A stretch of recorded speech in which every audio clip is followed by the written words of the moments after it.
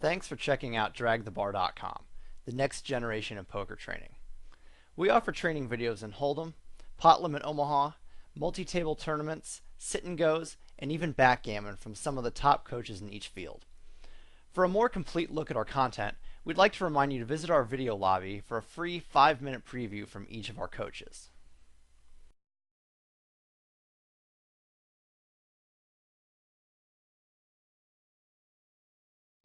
The plan here is if he does call the flop bet, I'm gonna put him on like probably a decent overpair, maybe tens or maybe something like eights, like a hand that wants to see a turn and see if I'll check it down to let him take it with his middle pair. Little does he know that's not what we're going for right here. Also, with this bet sizing, we leave a little bit less than a pot size bet left if we do decide to put it all in on the turn.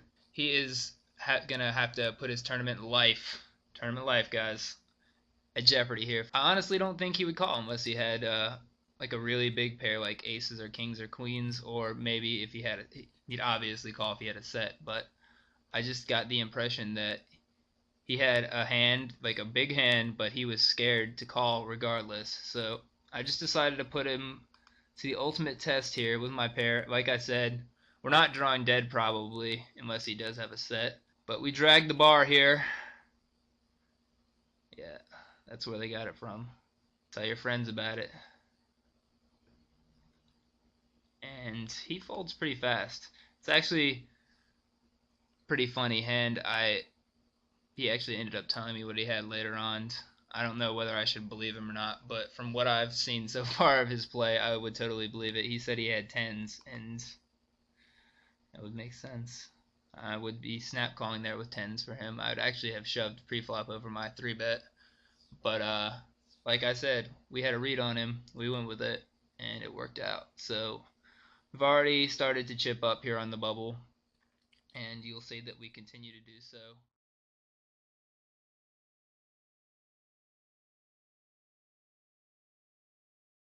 So I'm call with fours here to the open in the small blind, and he bets six, which is half pot. I'm gonna float this flop here with fours. Turn brings another king, so I'm pretty much playing the board, and he checks. So I'm gonna make a bet of $12, just about half the pot here, and hope to take that one down a decent amount of the time. Alright, he calls, and the river is another ace, and he checks to me again.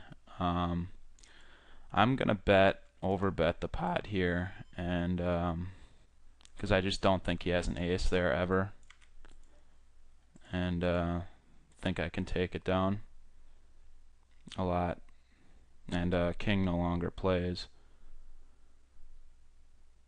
So basically he'd just be calling for a split with pretty much anything unless he check called that turn with an ace, which I don't think he does very often. So I think an overbet there is good. I bet $68 into 46 and was able to take it down.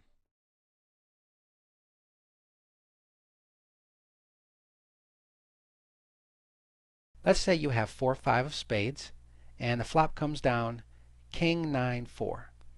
You end up getting all in on the flop against your opponent who flips over ace king. If we look at our outs here, we need to get either a 4 or a 5 on the turn or river to give us 2 pair and beat his pair of kings. There are 3 5s left and 2 4s, giving us 5 outs total. If we were playing on TV, they would give us an 18% next to our hand. Our opponent would have the remaining 82%. I'll show you how to get these percentages in the next lesson. However, for now, I want to show you the impact a backdoor flush draw has.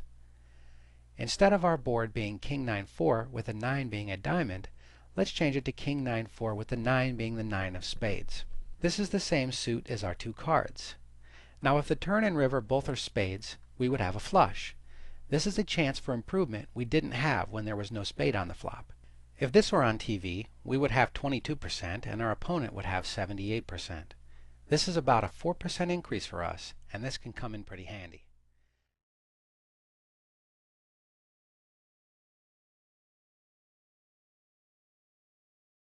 this.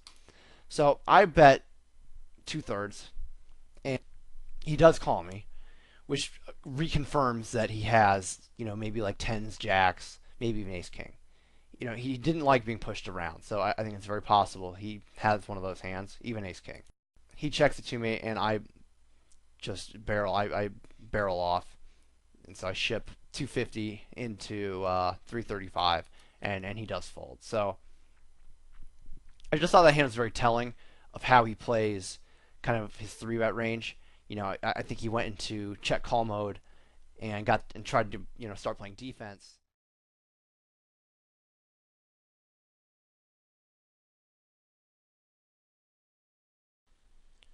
Okay, now the next of the forced plays that we'll take a peek at is 5-3, and by now you can probably guess how we're going to play this. We'll take a checker off the 8, move it 5 pips forward to the 3-point, and then we'll take a checker off the 6 and move that 3 pips forward, so we'll use it to make the 3-point. Now, this is still a good opening roll because we have made an inner board point, but notice that the point is now far enough down in our board that it doesn't have an awful lot of blocking value. It's not hard for white to start moving his back man and get beyond the 3-point and try to make an anchor in this area here on the 4 and the 5. So the 5-3 play doesn't have that blocking strength, but it's still an inner point, and it's still a pretty good point to make. Now, this is an idea that really has only clarified in the last 20 years or so. If you played backgammon in the 1970s, you would have seen a different way of playing an opening 5-3.